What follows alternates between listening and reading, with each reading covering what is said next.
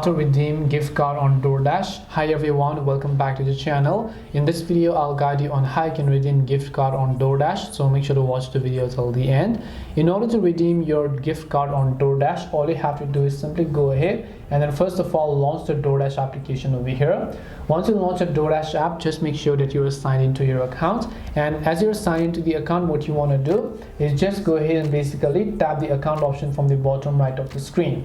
Once you tap the account option from the bottom right and come to this page, over here you'll find this option known as gift cards, where you want to simply make sure to tap on it, and then here you'll find have a gift card, redeem it with your gift card pin. So all you have to do is simply make sure to enter your gift card pin over here, and then just tap the option called redeem gift card over here, and then your gift card will get successfully redeemed.